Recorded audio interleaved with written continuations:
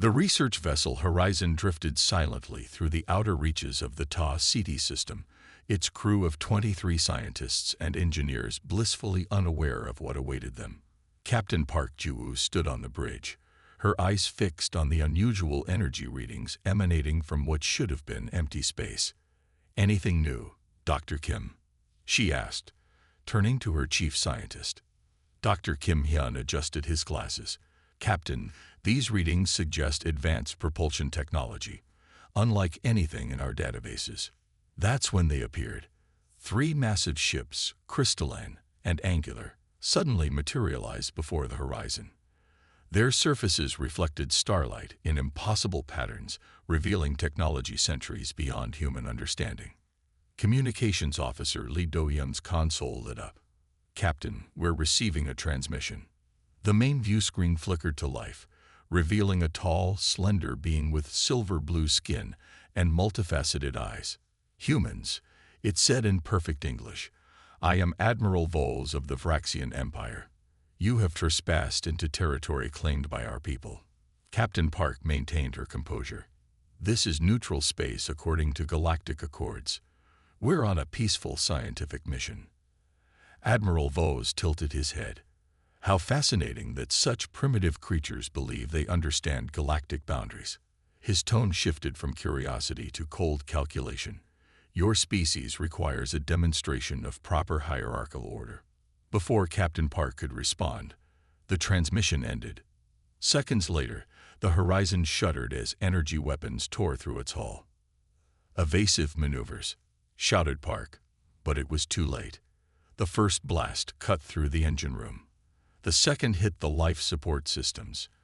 Captain Park grabbed the edge of her command chair as the ship tilted violently. Alarms blared across every deck. Emergency lights bathed the bridge in an eerie red glow. "Damage report," Park called out, her voice steady despite the chaos. Officer Jin looked up from his console, face pale. "Hull breaches on decks 3 through 7. Engine core destabilizing. Weapons systems offline." Dr. Kim stumbled across the shaking floor to reach the captain. "We need to evacuate. Now." Captain Park nodded grimly and hit the ship-wide comm. "All hands, abandon ship. This is not a drill. Proceed to escape pods immediately." The crew moved with practiced efficiency despite their fear. Years of drills had prepared them for this moment, though none had ever imagined their first contact with alien life would end in violence. In the science lab, researcher Song Taho grabbed the data core containing all their discoveries. This information might be vital for Earth's defense. He tucked it into his jacket and ran for the nearest escape pod. On the medical deck, Dr. Moon Yunji helped injured crew members into evacuation harnesses. A young engineer with a severe head wound leaned heavily against her shoulder. "Stay with me," she urged him as they staggered down the corridor. Another blast rocked the ship. The ceiling collapsed behind them, blocking their path to the nearest pods. Dr. Moon changed course, heading for the auxiliary bay. Lieutenant Kang Min-jae, a junior navigation officer, had been off duty in his quarters when the attack began. He raced through smoke-filled hallways, helping those he encountered along the way. He reached Escape Pod Bay C just as Captain Park was organizing the final evacuations. "Min-jae, take this." Park thrust a small data drive into his hand. "It contains all sensor data from the encounter. Earth needs to know what happened here." "Come with me, Captain," Kang pleaded. Park shook her head. "I need to make sure everyone gets off. Go now." Another violent explosion threw them both against the wall. A support beam crashed down, pinning Captain Park's legs. "Go," she ordered through gritted teeth. Kang hesitated, then grabbed 2 injured crew members and pulled them into the escape pod. As the door sealed shut, he saw Captain Park activate the launch sequence from her position on the floor. The pod ejected into space just as another energy beam sliced through the horizon. Through the viewport, Kang watched in horror as the research vessel broke apart, secondary explosions consuming what remained. His escape pod was not alone. 11 others had launched from various bays, each carrying survivors away from the destruction. But the Vraxian ships were turning their attention to these fleeing vessels. Energy beams lanced out, picking off the escape pods one by one. Kang took manual control, diving toward a nearby asteroid field. The pod wasn't built for such maneuvers, but it was their only hope. Behind them, another pod exploded, then another. "Hold on!" Kang yelled to the injured crew members strapped into their seats. He weaved through the asteroid field, using the larger rocks as shields against the Vraxian weapons. The pod's engines strained, warning lights flashing across the control panel. A glancing hit from an energy beam sent them spinning. Emergency systems kicked in, stabilizing their flight, but the damage was done. Their power was failing. With the last of their fuel, Kang directed the pod toward a small moon in the outer system. They skimmed the surface, using its mass to block the Vraxian sensors. Then, in a desperate gamble, he activated the emergency jump drive, a system designed for short-range escape, not long-distance travel. The jump was rough and dangerous, but it worked. They emerged at the edge of a neighboring system, damaged but alive, and more importantly, undetected. For 10 days, they drifted, conserving power and tending to their wounds.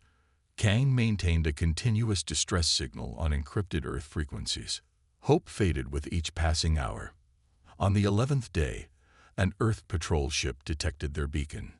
Within hours, they were rescued, the sole survivors of humanity's first encounter with the Vraxian Empire. The journey back to Earth was solemn. Kang spent most of it reviewing the data Captain Park had entrusted to him. The images were clear, the attack unprovoked. This wasn't a misunderstanding. It was a deliberate act of aggression.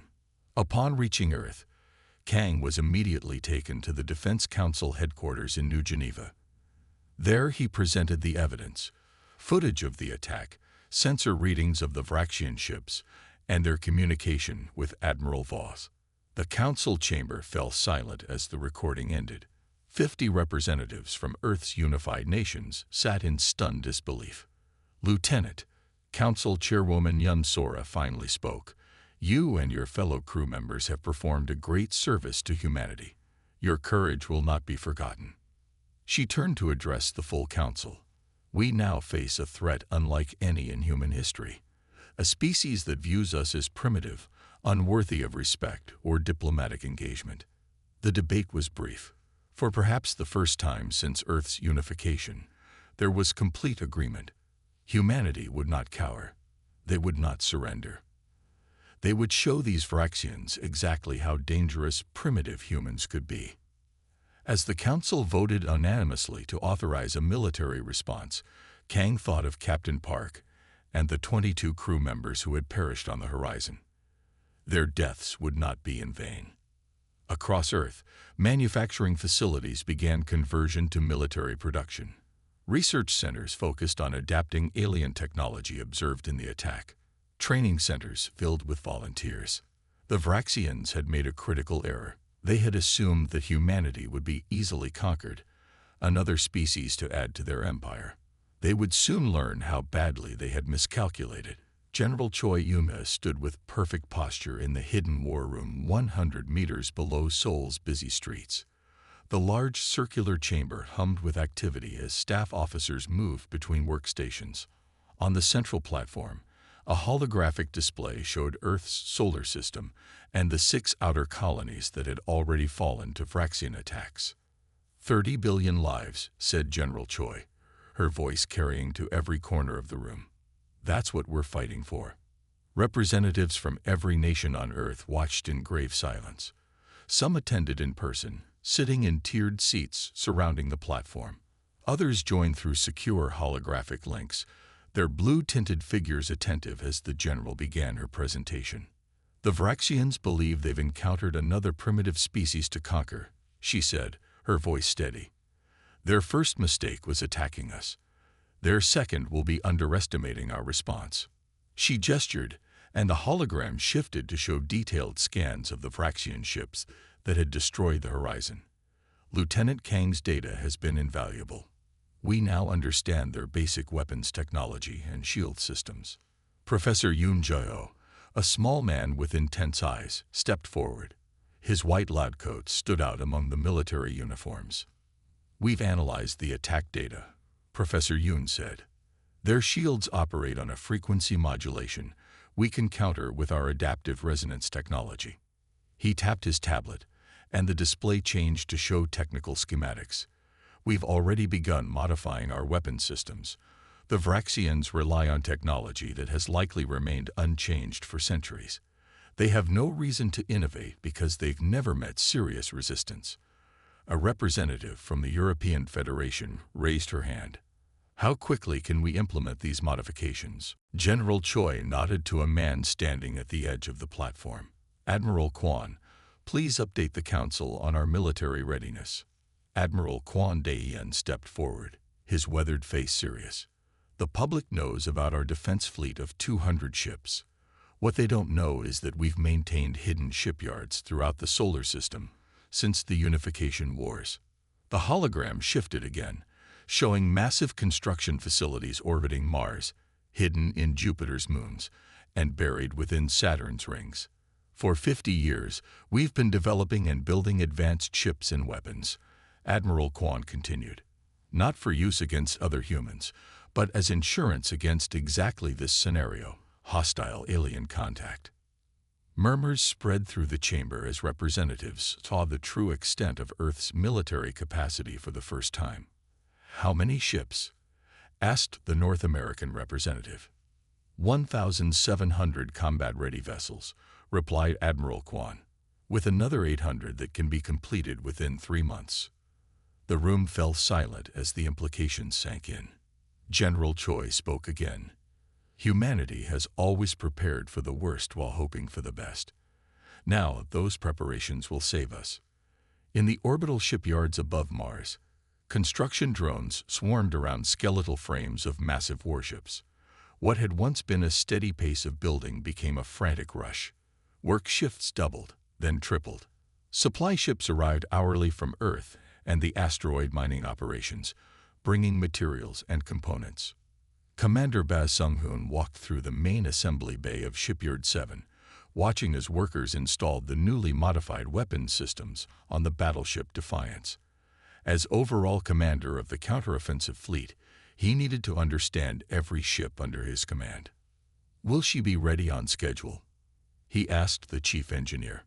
Ahead of schedule, sir, the woman replied with pride. The crew is motivated. Commander Ba nodded. Every person in the solar system understood what was at stake. In his quarters later that evening, he reviewed personnel files on his tablet. The faces of ship captains and squadron leaders scrolled past, each selected for their skill and innovative thinking.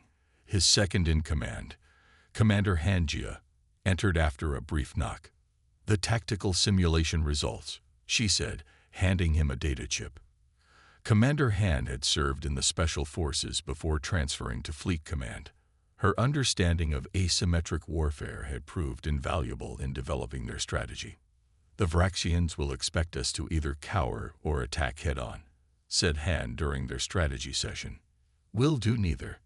She activated the room's holographic projector, showing their planned approach. They think in straight lines. Direct confrontation, overwhelming force. We'll use that against them. Deception. Commander Ba nodded. The oldest trick in warfare. Exactly, Han agreed. We show them what they expect to see. A modest defense fleet, slightly larger than what they've already encountered, but nothing that threatens them. Meanwhile, the hologram shifted to show a second, much larger fleet, positioned to strike from an unexpected vector. Commander Ba studied the simulation with approval. Have you selected the decoy fleet commanders? Yes, sir. All volunteers, fully aware of the risks. The plan was dangerous, but offered the best chance of success. Humanity would have only one opportunity to surprise the Vraxians. On the outer colony of New Busan, the situation grew more desperate by the day. Once a thriving settlement of 3 million people, it now stood in ruins. Vraxian raiders struck with precision, destroying infrastructure and food production facilities. Governor Shin watched from an underground bunker as another Vraxian cruiser descended toward the main agricultural dome. The aliens had followed the same pattern for 2 weeks, systematic destruction without attempted communication. "They're not even trying to conquer us," whispered his aide. "They're just erasing us."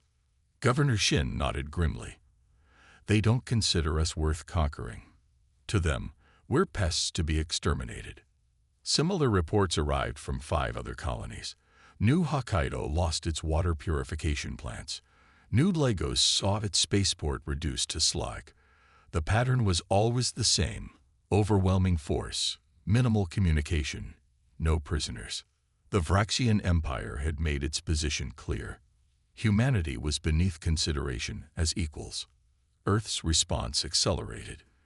In secret facilities on the moon, scientists worked alongside military engineers to perfect stealth technology that would render ships nearly invisible to Vraxian sensors. On Venus, manufacturing plants produced thousands of autonomous drones designed to confuse enemy targeting systems. Lieutenant Kang Minjae, the sole survivor of the Horizon, now served as a special advisor to the Defense Council. His first-hand experience with the Vraxians provided valuable insights. "They're arrogant," he told the assembled commanders during a strategy session. "Admiral Vos didn't even consider us a threat worth assessing. He simply attacked." "Will they make the same mistake twice?" asked General Choi. "Yes," Kang replied without hesitation. "Their civilization has existed for thousands of years without serious challenge. They believe their technological superiority makes them invincible." "Pride before the fall," murmured someone. Preparation continued at a feverish pace for 3 months. Every day brought news of another colony under attack. The pressure to launch the counteroffensive mounted, but General Choi remained firm. They would not move until ready. Finally, the day arrived.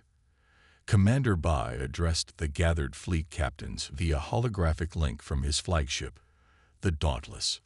"The Vraxians believe they understand humanity," he said. "They see us as technologically inferior, tactically predictable, and easily defeated. Today, we show them how wrong they are." The decoy fleet launched first. 200 ships, visible to any Vraxian observers. Their course took them directly toward the last reported position of the main Vraxian battle group. 3 days later, the main human fleet departed from hidden bases throughout the solar system. Using new stealth technology, these ships remained undetected as they moved into position. Commander Han led this larger force, coordinating with Commander Ba through quantum-encrypted communications. Vraxian intelligence vessels observed the decoy fleet with satisfaction. Their reports to Admiral Vos noted the size and composition, confirming their assessment of human military capability. "Pathetic," Admiral Vos said, reviewing the data. "They send children to fight gods." He ordered his fleet to intercept the human ships near the Arcturus system, planning to destroy them completely and finally break humanity's will to resist. Their intelligence could not have been more wrong. The trap was set. Humanity was ready. The massive Vraxian command ship, Eternal Dominance, hung in space near the Arcturus system, its crystalline hull gleaming in the light of the nearby sun. Admiral Vos stood on the bridge, watching as the tactical display showed the approaching human fleet. 200 ships in tight formation, moving steadily toward his position. "Pathetic," he said, his multifaceted eyes reflecting the blue light of the display. "They send so few ships against our might." The Vraxian officers around him worked at their stations with quiet efficiency. None showed any concern about the coming battle. Why would they? The Admiral had brought 600 warships to this encounter, each more powerful than its human counterpart. "The humans maintain their course," Admiral reported his sensor officer. "They show no signs of retreating." "Brave but foolish," Voss said. "Open a channel. Let us hear their pleas before we end this." The main view screen flickered to life, showing the bridge of the human command ship. A man in a dark uniform stood calmly at its center. According to the translation system, this was Commander Ba of Earth's Defense Forces. "Admiral Vos, said Bod with a slight bow. "I am authorized to discuss surrender terms." A ripple of amusement passed through the Vraxian bridge crew. Vos smiled, showing rows of small, pointed teeth. "How sensible of your species to recognize its position," he said. "State your terms." Commander Baz's face remained expressionless. "We request safe passage for our colonists to evacuate contested regions. In exchange, we will withdraw from 12 star systems adjacent to your claimed territory." Vos leaned forward, studying the human. Their species was so easy to read, transparent in their emotions and thoughts. Yet this commander showed nothing. No fear, no desperation. It was unusual. While the conversation continued, activity buzzed aboard the human ships. Small craft silently detached from the main fleet. These stealth vessels, coated with light-absorbing materials and running with minimal power, were invisible to Vraxian sensors. They moved slowly between the opposing fleets, each deploying a small device before retreating. Lieutenant Cho piloted one such craft, her hand steady on the controls despite the danger. One wrong move, one power spike, and they would be detected. "Deployment point reached," whispered her co-pilot. Cho nodded and pressed a sequence on her console. The quantum displacement device, QTD for short, slipped from the vessel's cargo bay and activated. Its size was deceptive, barely larger than a human hand, but containing technology that could bend the fabric of space itself. QTD-6 active, Cho reported through the encrypted channel, returning to position. Across the battlefield, 20 such devices were being placed in a precise pattern. Each one represented decades of theoretical physics research, finally made real under the pressure of survival. On the main communication channel, Admiral Vos was growing impatient with the discussion. "Your species misunderstands," he said to Commander Ba. "This is not a negotiation between equals. This is your extinction event." Commander Ba nodded solemnly. "Then we have nothing more to discuss. We will defend ourselves." Vos laughed as he terminated the communication. The sound echoed across his bridge, sharp and cruel. "Target their command ship first," he ordered. "Let them witness their failure before death." The Vraxian warships moved into attack formation, their primary weapons charging. Energy built within the massive cannons, weapons capable of reducing planets to ash. The distinctive glow of their weapon ports brightened as they prepared to fire. Aboard the human command ship, Commander Ba gave a simple order: activate the QDD network. Throughout the fleet, officers transmitted the activation code. The quantum displacement devices sparked to life, creating an invisible web between the opposing forces. On the Eternal Dominance, Admiral Vos raised his hand for the dramatic moment of ordering the attack. "Fire," he commanded. Brilliant beams of energy erupted from the Vraxian dreadnoughts, streaking across space toward the human fleet. But as they passed through the QDD network, something impossible happened. The beams curved, twisted, and turned back upon themselves. 3 Vraxian dreadnoughts erupted in silent flame as their own weapons struck them. The energy beams cut through their shields as if they weren't there, because the shields were designed to stop enemy weapons, not their own. "What is happening?" Vos shouted, gripping his command chair as his flagship shuddered. 6 more Vraxian ships exploded as secondary weapons fired and met the same fate. Confusion spread through the Vraxian fleet. Some captains held their fire, while others launched desperate attacks, only to destroy more of their own vessels. "Cease fire. All ships cease fire immediately," Vos ordered. The bridge of the Eternal Dominance filled with frantic activity as officers tried to understand what was happening. The sensor chief worked frantically at his station. "Admiral, I'm detecting energy distortions between our fleet and the humans," he reported. "They've deployed some kind of reflection technology." Vos snarled. "Impossible. Such technology is beyond their capability."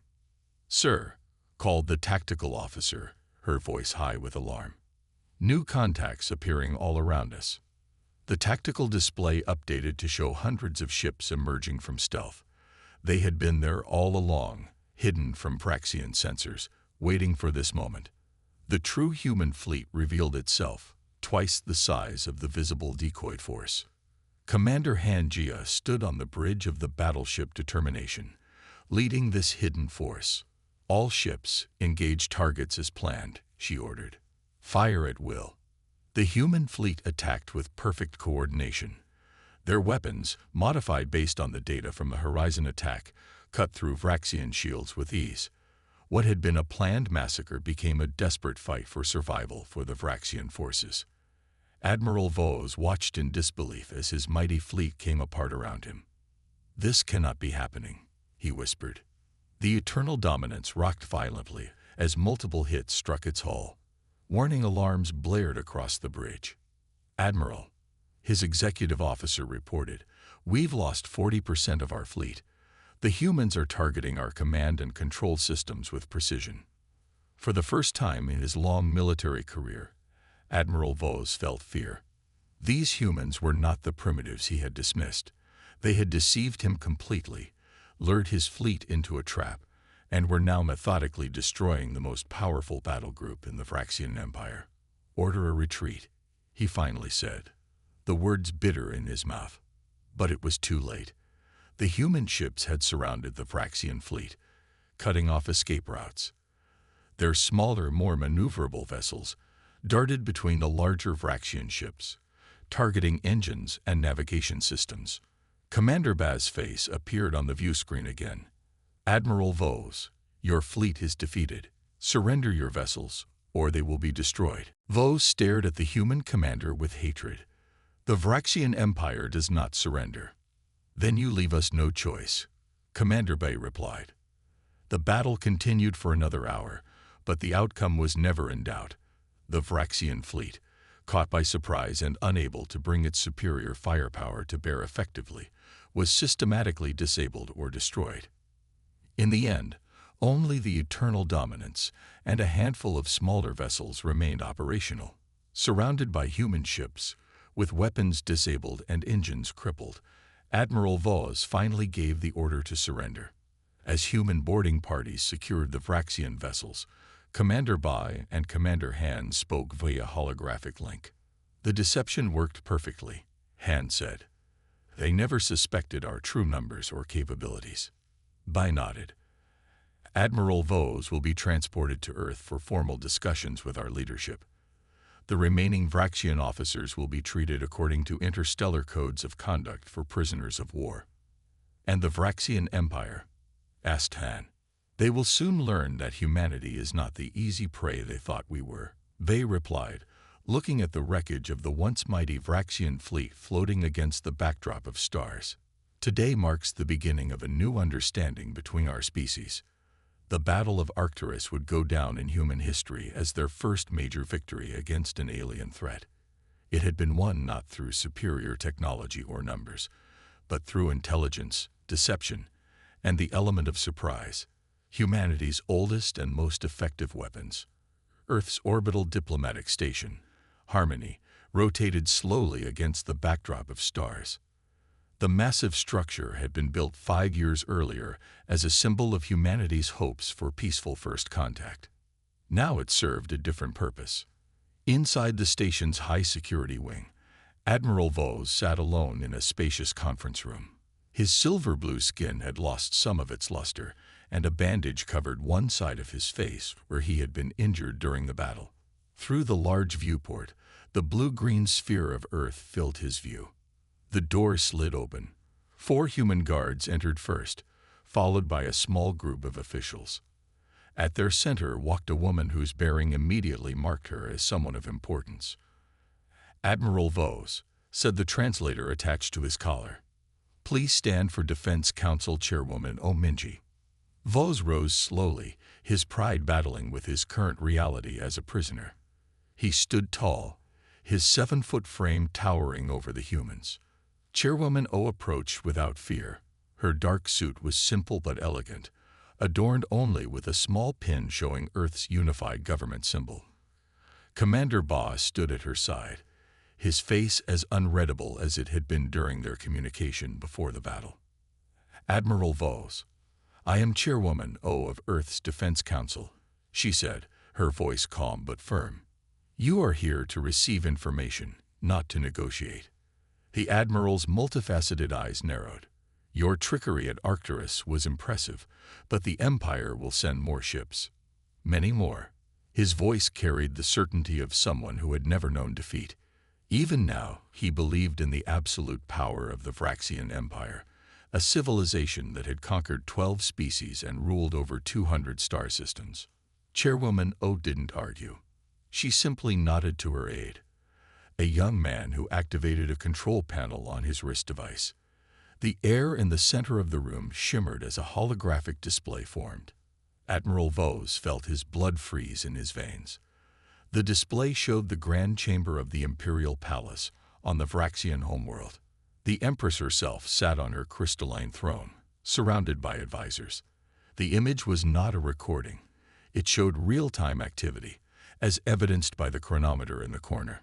The display split into multiple views. One showed the central military command hub on Vrax Prime. Another displayed the massive shipyards orbiting Vrax's third moon. A third revealed the secret research facility where the Empire's most advanced weapons were developed. "We've had operatives within your empire for 3 years," Admiral, Chairwoman O said, "since our first long-range scans detected your civilization. While you dismissed us as primitives, we studied you thoroughly." Commander Boz stepped forward. His uniform still bore the scorch marks from the battle.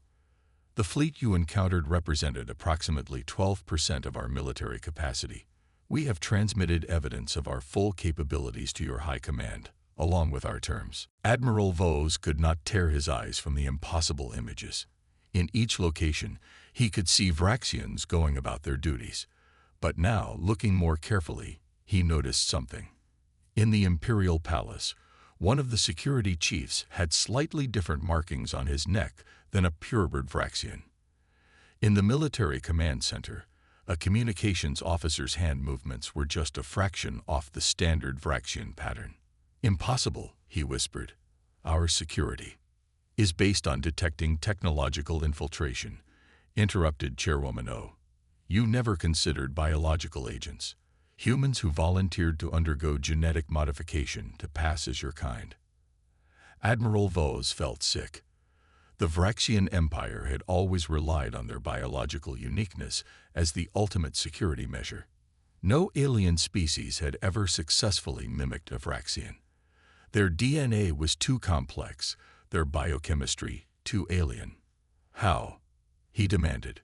Dr. Parknari, Earth's leading xenobiologist, stepped forward. She had been part of the group but had remained silent until now. "We identified the key markers in Vraxian biology from samples recovered after your first attack," she explained. "Our genetic modification techniques are far more advanced than you assumed." 200 human volunteers underwent the procedure. It was dangerous work. 30 did not survive the process. The sacrifice of these volunteers stunned Vos. "Why would your people take such risks?" "Because the alternative was extinction," Commander Boss said simply. "We understood from your attack on the horizon that the Vraxian Empire does not allow other species to exist as equals." Chairwoman O handed the Admiral a data tablet. "These are our terms for peace. Your High Command has 24 hours to respond." Vos took the tablet with trembling hands. As he read, his eyes widened. The document was not what he had expected. There were no demands for Vraxian territory, no crippling reparations, no humiliating surrenders. Instead, it outlined a proposal for mutual recognition, established boundaries, and even suggested areas for potential cooperation. The terms were firm but fair. Humanity wanted security and respect, not revenge. "This is reasonable," he admitted reluctantly. "We are not conquerors," Admiral, said Chairwoman O. "We never have been. But make no mistake, we will defend ourselves with every means at our disposal." To illustrate her point, she gestured to her aide again. The holographic display changed to show something that made Admiral Vos gasp audibly. Hidden throughout the Sol system, massive weapons platforms activated briefly, revealing their presence before returning to stealth mode. Mobile asteroid bases opened to display fleets of ships far larger than what had been deployed at Arcturus. On Earth's moon, enormous cannons briefly powered up, their energy signatures impossible to miss. As I said, you faced only a fraction of our true capability, Commander Bai stated. For the first time in his long life, Admiral Vos felt true fear for his empire's future. These humans had infiltrated the highest levels of Vraxian society, had military capabilities far beyond what had been assessed, and possessed technological innovations the Empire had never anticipated. Your empire has existed for thousands of years, Chairwoman O continued. In that time, you've conquered many species who could not match your technology. You began to believe this was the natural order, that technological superiority equated to the right to rule. She looked out at Earth spinning below them. Humanity's history is different. We have fought ourselves more often than any outside enemy. Our most valuable innovations often came from the desperate and the outmatched finding ways to defeat superior forces. Lieutenant Kang Minjae entered the room.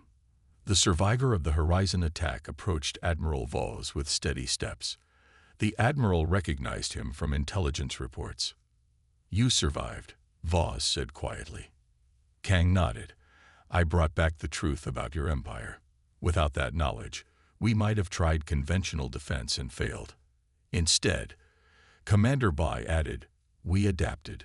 We developed the quantum displacement technology specifically to counter your weapons. We modified humans to infiltrate your society. We studied every aspect of your culture and military doctrine to identify its weaknesses. As Admiral Vos absorbed these revelations, a communication alert sounded. One of the human officers checked a small device, then whispered something to Chairwoman O. It seems your high command has received our transmission, she told Vos. They are distressed. The holographic display showed chaos in the Vraxian command centers. The evidence of human infiltration and military capability had thrown the Empire's leadership into disarray. Some called for immediate total war. Others urged caution. They will need your counsel, Admiral, Chairwoman O said. You have witnessed firsthand what many of them still do not understand. Admiral Vos looked down at the peace terms again. As he read more carefully, he finally understood the grave miscalculation his empire had made. The primitive humans had outmaneuvered them at every turn. I will recommend acceptance of these terms, he said finally. As he was escorted from the room to communicate with his government, Admiral Vos took a last look at Earth through the viewport. The planet seemed so small, so vulnerable. Yet it had produced a species with determination and adaptability unlike any the Vraxian Empire had ever encountered. For the first time in centuries, the Empire would have to treat another species as an equal. The Grand Hall of Reconciliation glittered under the light of 3 moons visible through its transparent dome. Built on the neutral planet Nexus, the hall stood as a monument to peace between species that once sought to destroy each other. Its curved walls displayed art from a dozen different worlds. Its high ceiling mimicked the star patterns visible from all major homeworlds. Ambassador Kang Minjae adjusted the collar of his formal diplomatic uniform as he watched delegates from 20 different civilizations mingle in the central gathering area. 5 years had passed since the Battle of Arcturus and the peace treaty that followed. 5 years since humanity had proven itself a force to be respected in the galaxy. Your heart rate increases whenever you enter this hall, said a melodic voice beside him. Does it bring back difficult memories? Kang turned to look at Vorla, daughter of Admiral Vos, and newly appointed Vraxian ambassador to Earth. Her silver-blue skin shimmered in the soft light, and her multifaceted eyes reflected the colors around them. Unlike her father, she wore no military insignia, having chosen the diplomatic path rather than the warrior tradition of her family. Not difficult, Kang replied. Just overwhelming sometimes. When I escaped in that pod from the horizon, I never imagined I would one day stand in a place like this. They walked together toward the refreshment area, where specially designed food and drink for various species biologies were available. A Trilaxian diplomat with 4 arms nodded respectfully as they passed. A group of Indari, with their distinctive crystalline exoskeletons, moved aside to let them through.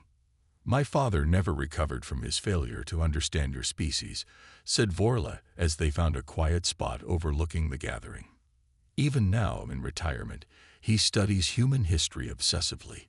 He couldn't comprehend how the Vraxian Empire, with its 1,000-year history, could be so thoroughly outmatched." Ambassador Kang nodded. "Human history is filled with examples of technologically superior forces being defeated by adaptability and unconventional thinking. We learned long ago that true strength lies in diversity of approach, not just firepower." He thought back to the day he had stood in that conference room with Admiral Vold, watching as the proud warrior realized how completely he had underestimated humanity. The Admiral had eventually become one of the strongest advocates for peace, perhaps because he understood better than most the alternative. "The Galactic Concord celebrates its 3rd anniversary next month," Vorla noted, referring to the alliance of civilizations that had formed after the Human-Braxian Peace Treaty. 23 species now participate. Before humans entered galactic society, only the Vraxian Empire and the Endari Collective had any meaningful alliances. Kang smiled. "We had a long history of forming coalitions and working groups. It comes naturally to us." Across the hall, Dr. Moon Yunji, once a medical officer on the horizon, and now Earth's leading expert on interspecies medicine, demonstrated a new universal diagnostic tool to an interested group of alien physicians. The device, combining Vraxian sensor technology with human medical knowledge, could analyze the biological needs of any known sentient species. In another corner, Professor Yoon Jae-ho discussed propulsion theory with Vraxian engineers. Their collaborative work had recently produced a new drive system that reduced interstellar travel time by 40%. "Look at them," Vorla said with something like wonder in her voice. 5 years ago, they would have been trying to kill each other." "Progress happens faster than we expect sometimes," Kang replied. A soft tone sounded throughout the hall, indicating that the formal ceremony would soon begin. Delegates moved toward their designated seats in the central amphitheater. As they walked, Kang reflected on how much had changed. In universities across Vraxian space, human history had become a mandatory subject. The concept of evaluating species based solely on technological advancement had been painfully disproven. Young Vraxians now studied Earth's military conflicts, our philosophical debates, and our artistic achievements with genuine curiosity. On Earth, the integration of Vraxian technologies had accelerated human development. Their advanced materials science had revolutionized construction and manufacturing. Their understanding of quantum energy fields had transformed power generation. Meanwhile, Vraxian society benefited from human art, philosophy, and social structures. What began as mutual suspicion had evolved into genuine cultural exchange. "Sometimes I visit the memorial on New Buzan," Vorla said quietly as they took their seats. "I go alone, without announcing my presence. I stand before the wall of names and try to understand the pain my people caused yours." Kang looked at her with surprise. The memorial on New Buzan listed the names of all who died in the Vraxian attacks on human colonies. It was a solemn place, rarely visited by Vraxians. "We all carry the past with us," he said gently, "but we don't have to be defined by it." The lights dimmed as Chairwoman Ominji, now serving her 2nd term as head of Earth's Defense Council, took the central platform. Beside her stood the Vraxian High Chancellor and representatives from the other major civilizations in the Concord. 5 years ago, Chairwoman O began, "Many believed peaceful coexistence between our peoples was impossible. The gaps between us seemed too wide, the wounds too deep." She gestured around the magnificent hall. "Today, we stand together as proof that understanding can follow conflict, that cooperation can replace competition, that former enemies can become strongest allies." As the speeches continued, Kang's mind wandered back to his desperate flight from the destruction of the horizon. He remembered the fear, the grief, the anger. He had wanted vengeance then. Most of humanity had, but wiser heads had prevailed, turning a potential war of extinction into an opportunity for growth. A small hand slipped into his, startling him from his thoughts. He looked down to see a young girl, half human and half Vraxian, with light blue skin and human eyes, one of the first interspecies children. She was the daughter of Dr. Parkneri and her Vraxian partner, a scientist who had worked on the peace accords. Ambassador Kang, the child said with the directness only children can manage. My mother says you're the reason I exist. Is that true? Kang felt his throat tighten with emotion. No, little one. Many people work to bring our worlds together. I was just in the right place at the wrong time. Or perhaps the wrong place at the right time, Vorla suggested with a smile. After the ceremony concluded, delegates gathered in smaller groups to discuss trade agreements, cultural exchanges, and scientific collaborations. Kang found himself standing with Commander Bai, now Admiral Bai, looking out at the 3 moons of Nexus through the Great Dome. Did you ever imagine this outcome when you planned the Battle of Arcturus? Kang asked. Ba shook his head. I hoped for survival. This, he gestured at the diverse gathering, this exceeds all expectations. General Choi Yumha joined them, accompanied by her Vraxian counterpart. We're finalizing the Joint Defense Initiative next week, she told them. 12 species contributing to a shared protection force. The galaxy becomes safer when we defend each other rather than fear each other. Later that evening, as the gathering began to disperse, Ambassador Kang stood alone on an observation platform overlooking the valley below. The lights of the first truly interspecies city spread out before him, a place where humans, Vraxians, and others lived and worked together. Vorla found him there, bringing 2 glasses of a specially formulated drink compatible with both their biologies. To 5 years of peace, she said, raising her glass, and many more to come. As they drank, Kang thought about how far they had come. The question that had once echoed through Vraxian command centers, ere the humans bold enough to challenge us, had been decisively answered. Now, a new question shaped galactic discourse. What might we accomplish together? The answer, it seemed, was more than anyone had ever dreamed possible. The end.